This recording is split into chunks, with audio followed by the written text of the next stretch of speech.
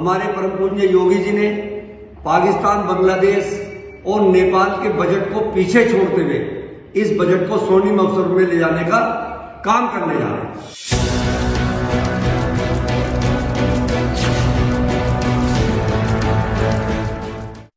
Budget की अगर बात की जाए तो पाकिस्तान, बांग्लादेश और नेपाल जैसे देशों से यूपी का ये बजट जो योगी सरकार पेश करेगी ये काफी बड़ा है।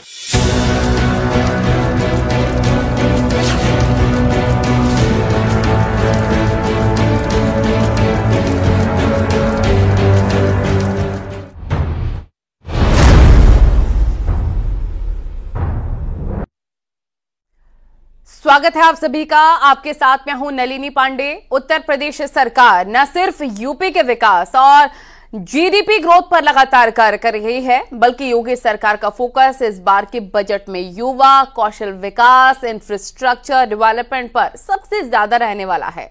वहीं पर एग्रीकल्चर सेक्टर को भी योगी सरकार के बजट में अहम जगह हासिल होगी और यूपी का बजट 17-18 फरवरी से शुरू होने जा रहा है। 20 फरवरी को बजट पास होगा और इस बार यूपी का बजट 8.5 लाख करोड़ रुपए के पार होगा। उत्तर प्रदेश के इतिहास में यह सबसे बड़ा बजट होगा ही, बल्कि ये कई पड़ोसी देशों के भी कुल बजट से कई गुना ज्यादा है।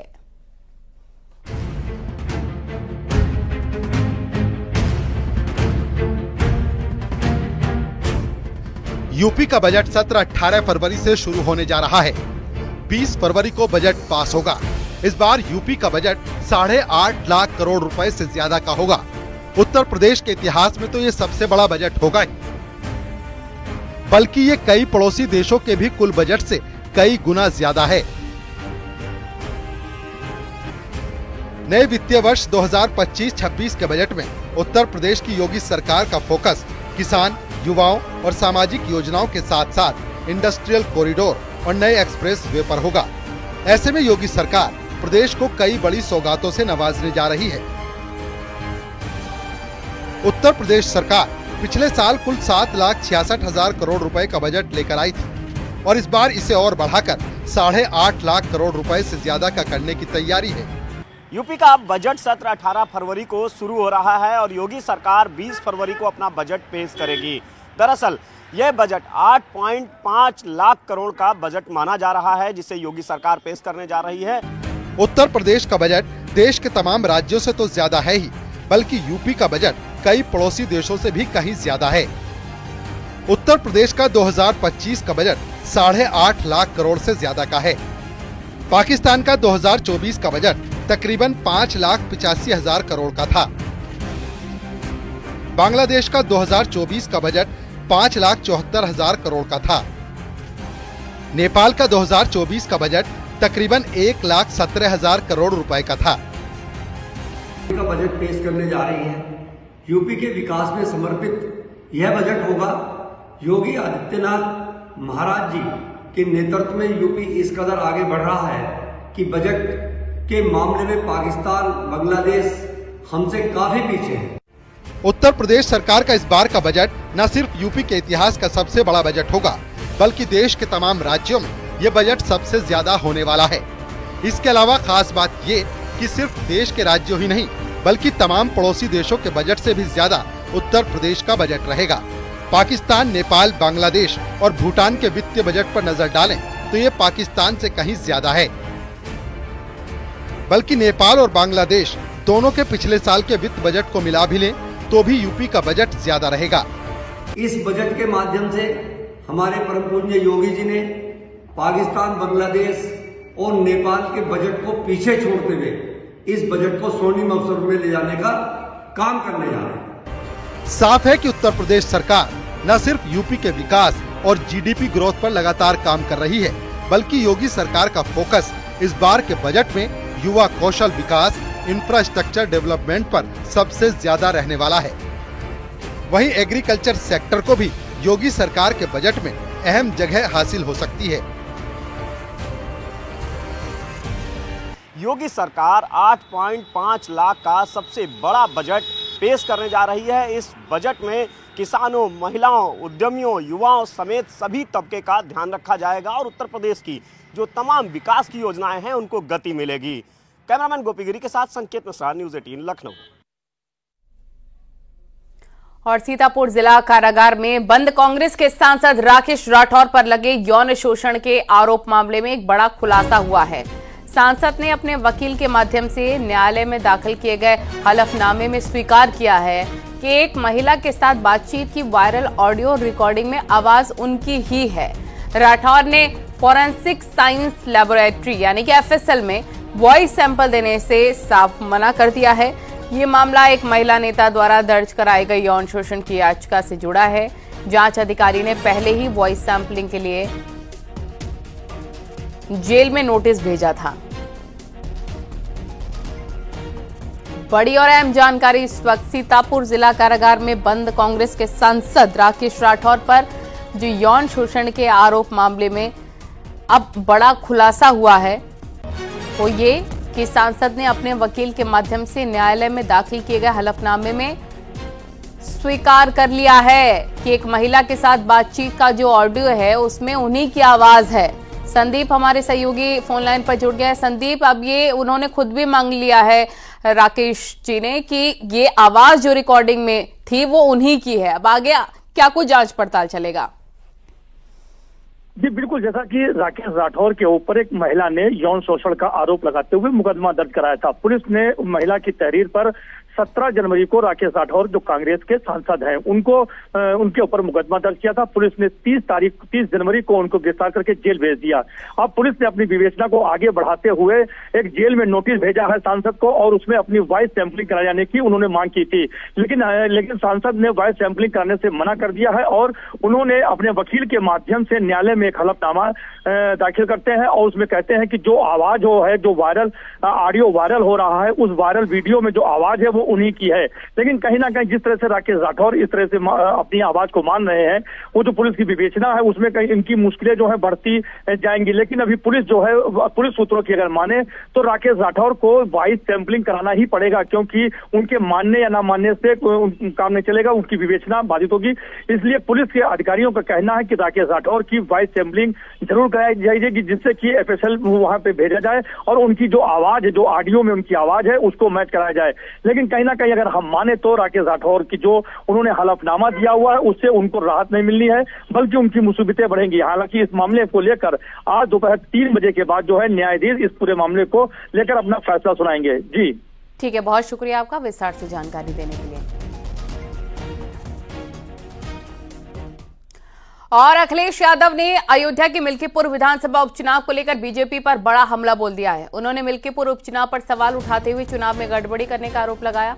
अखिलेश ने आरोप लगाया कि चुनाव में गड़बड़ी करने के लिए आसपास के जिलों से बीजेपी के कार्यकर्ता बुलाए गए थे और अखिलेश ने बीजेपी पर तंज कसते हुए कहा मिल्कीपुर चुनाव भी 144 साल वाला चुनाव था। अखिलेश ने आरोप लगाया कि मरे हुए लोगों ने वोट दिया है। ये चुनाव भी 144 साल वाला जैसा चुनाव था जो आपको देखना चाहिए था। सोचिए आप, बगल के जिले जो हैं वहां से भारतीय जनता पार्टी ने अपने कार्यकर्ता बुलवाए। अंबेडकर नगर से कार्यकर्ता आए, अब तो हम लोगों को उनके गांव पता लग गए हैं क्योंकि पकड़े गए थे कुछ लोग।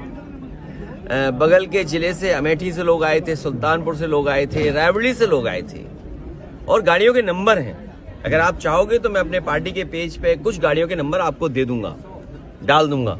प्रिसाइडिंग ऑफिसरों की आपको वो रिकॉर्डिंग मिल गई होगी जहां पर प्रिसाइडिंग ऑफिसरों से पूछा कि भाई टारगेट पूरा है कि नहीं है और किस टारगेट में आप हैं, आपको 30 वोट डलवाना है फर्जी या 50 वोट डलवाना है या उससे ऊपर, वो भी रिकॉर्डिंग आपको हम लोगों ने जानकारी कर दे दी। बीएलओ कौन पोस्ट होंगे, बीएलओ कौन पोस्ट होंगे, किस थाने में कौन पोस्ट होगा, सीओ कहाँ पोस्ट होगा, एसएसपी कौन क्या देखेंगे, ये सब वेल प्लान्ड इलेक्शन हुआ ये वाला। और लखनऊ में समाजवादी पार्टी कार्यालय के सामने एक पोस्टर लगा हुआ है जिस पर लिखा है भाजपा को संरक्षण देने वाला चुनाव आयोग ये कफन ओढ़ ले, जिलेवार कार्यक्रम चले, चुनाव आयोग को कफन भेंट करें। ये विवादित पोस्टर समाजवादी छात्र सभा के प्रदेश सचिव ने लगवाया है। इसके अलावा समाजवादी पार्टी में एक और पोस्टर सामने आया है। समाजवादी पार्टी लोहिया वाहिनी के प्रदेश प्रवक्ता सोमिल सिंह श्रीनेत ने पार्टी कार्यालय के बाहर बड़ी होर्डिंग लगाई। इसमें लिखा है 27 में आएंगे अखिलेश, 32 में भव्य अर्ध कुंभ कराएंगे विशेष।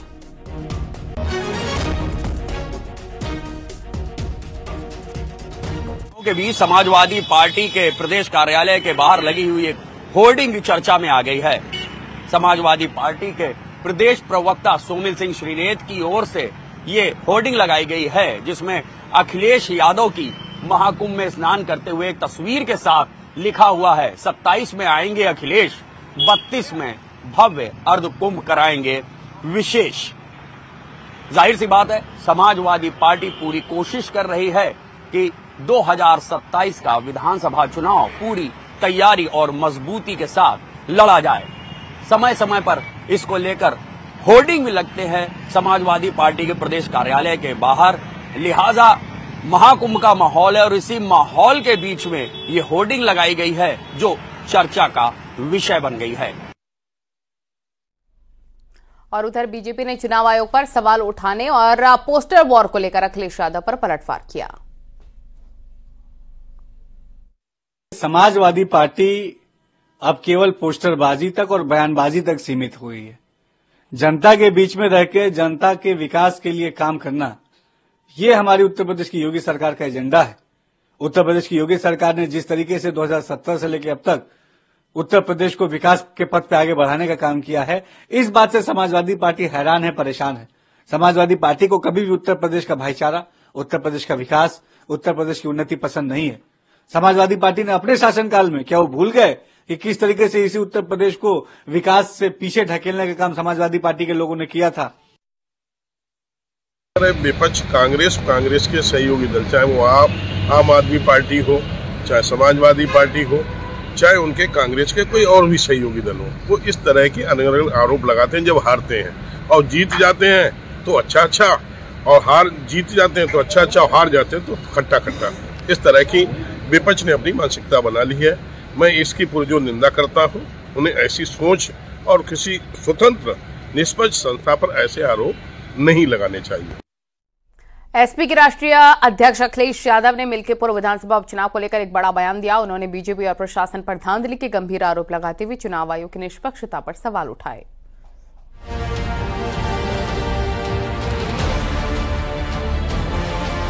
मिल्कीपुर उपचुनाव भले ही शांति से संपन्न हो गया, लेकिन सियासी घमासान जारी है। समाजवादी पार्टी नेता अखिलेश यादव ने चुनाव आयोग को लेकर विवादित टिप्पणी की है। अखिलेश यादव ने कहा कि बीजेपी का चुनाव लड़ने का तरीका है। चुनाव आयोग मर गया है, सफेद कपड़ा हमें भेंट करना पड़ेगा।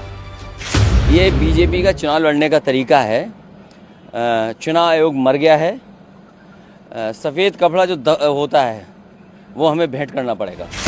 अखिलेश यादव ने चुनाव आयोग पर सवाल खड़े किए तो बीजेपी नेता रविशंकर प्रसाद उनकी भाषा पर सवाल उठाते नजर आए। उन्होंने कहा कि ऐसी भाषा का उपयोग ठीक नहीं। जब अखिलेश चुनाव जीतते हैं तो चुनाव आयोग ठीक है, जब हारते हैं तो चुनाव आयोग पर सवाल उठाते हैं। अखिलेश यादव जीत जाए तो चुनाव आयोग ठीक है।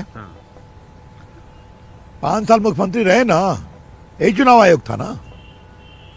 अभी जो लोकसभा का चुनाव जीते हैं यही चुनाव आयोग था ना। जो मैं बड़ी संख्या में जीत गया, हमने हरा दिया योगी जी को, संविधान लेके घूमते हैं। तो आप जीत जाए तो चुनाव ठीक है, आप हारे तो चुनाव आयोग खराब है। ये कौन सा तर्क है? वहीं अखिलेश के बयान पर बीजेपी सांसद रवि किशन ने निशाना साधा है। पूर्व सांसद सुभद्र पाठक ने अखिलेश यादव के बयान पर पलटवार किया है। उन्होंने कहा कि जब 2012 में डिम्पल यादव निर्विरोध जीती थी तब सफेद चादर देनी थी। इनके समय 2014 के लोकसभा में आजमगढ़ और कन्नौज में क्या किया उसको याद करिए। 6 महीने पहले इलेक्शन कमीशन हिमालय पर था, अद्भुत था जब जीत गए थे 42 सीट। आज वो मर गया, 6 महीने में ही मर गया। अब कफन लेकर देश की सबसे बड़ी पंचायत में आ रहे हैं। सबसे बड़ा काला दिन, इससे काला दिन हो ही नहीं सकता कि अब राजनीति इतनी ओछी होती जा रही कि लोग कफन लेके आ रहे हैं। लकड़ी भी ले आते, तुष्टीकरण की राजनीति तो लोग ओपनली कर रहे हैं, कफन ले आते, लकड़ियों ले आते। मुझे लगता है कि अखिलेश यादव जी 2012 में अगर चुनाव आयोग को चादर दे देते, जब ये इनके मुख्यमंत्री रहते हुए इनकी पत्नी निर्विरोध कन्नौज से सांसद चुनी गई थी, तो ज्यादा अच्छा होता। लेकिन तब तो इन्होंने गुलाब का फूल दिया। किस प्रकार से कन्नौज लोकसभा में इनकी पत्नी निर्विरोध हुई, मुझे लगता है वो कला भी इनको बतानी चाहिए। जिन गांव से इनको वोट मिलना नहीं, उन गांव में लोगों को निकलने नहीं दिया जाता था, सबने देखा है, सब जानते हैं। और किस प्रकार से इनके राज्य में पुलिस किस प्रकार का काम करती थी, वो भी सबको पता है। मिल्कीपुर में हुए उपचुनाव पर सियासत गरमाई हुई है। बीजेपी का कहना है कि समाजवादी पार्टी मिल्कीपुर हार रही है, इससे अखिलेश बौखला गए हैं, तो वहीं कांग्रेस उपचुनाव के दौरान धांधली का आरोप लगा रही है। उनको इस बात का अच्छी तरह एहसास हो चुका है कि उनको जो है वो जनता जनादेश नहीं देने जा रही है, और इसीलिए उसके बाद जो है वो कभी ईवीएम पे ठीकरा फोड़ेंगे, कभी चुनाव आयोग पर फोड़ेंगे, तो कभी एडमिनिस्ट्रेशन पे फोड़ेंगे, और वो जनादेश का सम्मान नहीं करते। मैं मानता हूँ कि वहाँ पर बेईमानी की गई। आंख मूंद के इलेक्शन कमीशन बैठा रहा है। हमारे कार्यकर्ताओं ने भी हमें सूचना दी कि वहाँ बेईमानी। उधर बीजेपी प्रवक्ता संबित पात्रा ने अखिलेश पर पलटवार किया है। उन्होंने लोकतंत्र का अपमान किया है। जब सदन आरंभ हुआ तो समाजवादी पार्टी ने आज पहली बार मर्यादा तोड़ते हुए चुनाव आयोग के लिए, चुनाव आयोग के मृत शरीर के लिए कफन प्रस्तुत किया स्पीकर महोदय के सामने। आज तक हिंदुस्तान के पार्लियामेंट्री प्रोसीडिंग्स में, संसदीय गतिविधि में इस प्रकार का कुकृत्य कभी नहीं हुआ था। मिल्कीपुर उपचुनाव में हुई वोटिंग को लेकर अखिलेश यादव ने चुनाव आयोग से निष्पक्ष जांच और कार्रवाई की मांग की है। कहा कि लोकतंत्र से जनता का भरोसा बनाए रखने के लिए निष्पक्ष और पारदर्शी चुनाव प्रक्रिया बेहद जरूरी है। वहीं बीजेपी ने अखिलेश यादव पर संवैधानिक संस्थानों को मजाक उड़ाने और लोकतंत्र के अपमान का आरोप लगाया है। न्यूज़ 18 के लिए ब्यूरो रिपोर्ट। और वाराणसी में एसपी कार्यकर्ताओं ने चुनाव आयोग का पिंडदान किया। पार्टी कार्यकर्ताओं ने अखिलेश यादव के आरोपों का समर्थन करते हुए चुनाव आयोग का पिंडदान किया। बता दें, मिल्कीपुर उपचुनाव में अखिलेश यादव ने चुनाव आयोग के कार्यों पर सवाल खड़े किए और विवादित बयान दिया। पिशाच मोचन घाट पर एसपी कार्यकर्ताओं ने चुनाव आयोग के बाकायदा सिर मुंडवाकर पोस्टर के साथ पिंडदान किया और चुनाव आयोग के नाम का संकल्प लेते हुए पूरे विधि विधान से श्राद्ध कर्म भी किया। क्योंकि आप लोग तो जान ही रहे केंद्रीय चुनाव आयोग किस तरीके का पक्षपातपूर्ण रवैया है, जिस तरीके से विपक्ष को दबाने का काम केंद्रीय चुनाव आयोग कर रहा है। एक पार्टी विशेष को लाभ पहुंचाने का काम चुनाव आयोग कर रहा है। और हमारे राष्ट्रीय अध्यक्ष श्री अखिलेश यादव जी ने कल उनको मरा हुआ बताते हुए उनके लिए कफन भी भेज दिया। तो आज हम लोगों ने उसके लिए पिंडदान कर दिया है। पिंडदान करके उनका श्राद्ध कर दिया है। उनकी आत्मा के लिए शांति, उनकी आत्मा की शांति के लिए प्रार्थना कर दी है। यूपी के बजट को लेकर बड़ी खबर मिल रही है। सूत्रों के मुताबिक कि यूपी का बजट 8.5 लाख करोड़ के पार होगा और बजट में नए एक्सप्रेसवे और इंडस्ट्रियल कॉरिडोर का प्रावधान होगा। नए एक्सप्रेसवे के किनारे प्रदेश के 28 जिलों में इंडस्ट्रियल कॉरिडोर के लिए बजट का प्रावधान होगा। यूपी विधानसभा का बजट 17-18 फरवरी से शुरू होगा। बड़ी और अहम जानकारी इस वक्त की यूपी के बजट को लेकर ये बड़ी खबर। सूत्रों के मुताबिक यूपी का बजट 8.5 लाख करोड़ के पार होगा और बजट में नए एक्सप्रेसवे इंडस्ट्रियल कॉरिडोर का प्रावधान भी होगा। नए एक्सप्रेसवे के किनारे प्रदेश के 28 जिलों में इंडस्ट्रियल कॉरिडोर के लिए बजट का प्रावधान भी होगा।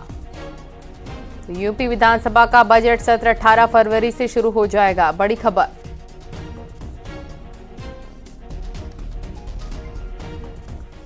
अयोध्या के मिल्कीपुर विधानसभा उपचुनाव में कल वोटों की गिनती होगी। राजकीय इंटर कॉलेज में सुबह 8 बजे काउंटिंग होगी और काउंटिंग के लिए 14 टेबल लगाए गए हैं। 30 राउंड में मतगणना पूरी होगी। मतगणना के लिए 76 कर्मचारियों की 19 पार्टियों को तैनात किया जा रहा है। इसमें 8 रिजर्व में रहेंगी और काउंटिंग से पहले विकास भवन में सभी स्टाफ को ट्रेनिंग प्रशिक्षण दिया गया है। बता दें कि इस सीट पर बीजेपी से चंद्रभानु पासवान और समाजवादी पार्टी की ओर से अजीत प्रसाद चुनाव मैदान में है। अवधेश प्रसाद के सांसद चुने जाने के चलते ये सीट खाली हुई थी।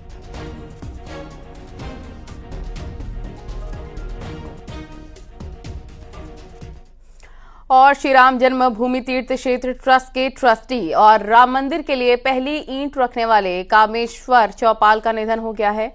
पूर्व एमएलसी कामेश्वर चौपाल ने दिल्ली के गंगाराम हॉस्पिटल में अंतिम सांस ली।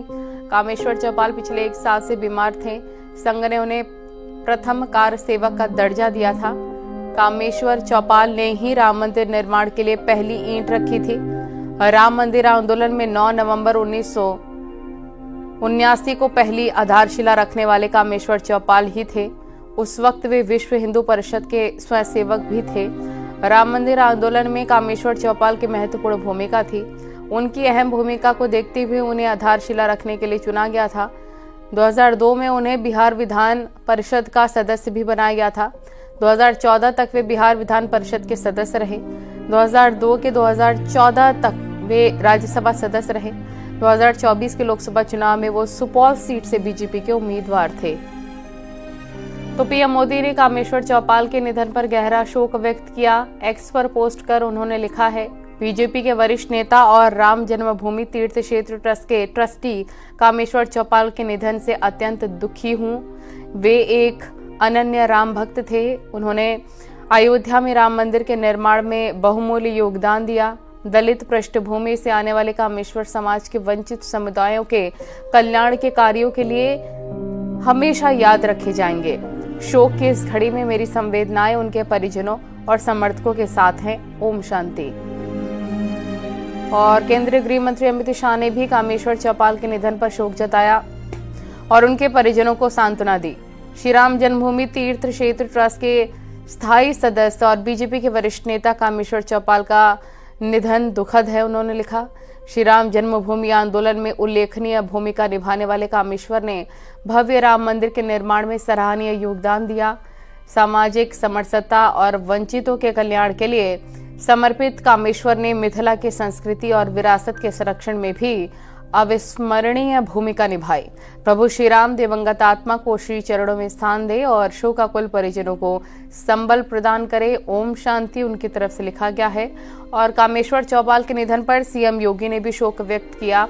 एक्स पर पोस्ट कर उन्होंने लिखा, विश्व हिंदू परिषद के केंद्रीय उपाध्यक्ष, श्री राम जन्मभूमि तीर्थ क्षेत्र न्यास के सदस्य और 9 नवंबर 1989 को आयोजित ऐतिहासिक शिलान्यास समारोह में पूज्य संतगण की उपस्थिति में श्री राम जन्मभूमि मंदिर निर्माण की प्रथम शिला रखने वाले परम राम भक्त श्री कामेश्वर चौपाल का निधन अत्यंत दुखद है।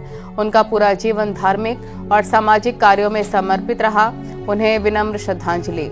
प्रभु श्री राम से प्रार्थना है कि दिवंगत पुण्यात्मा को अपने श्री चरणों में स्थान तथा शोकाकुल परिजनों को ये अथाह दुख सहन करने की शक्ति प्रदान करे। ओम शांति।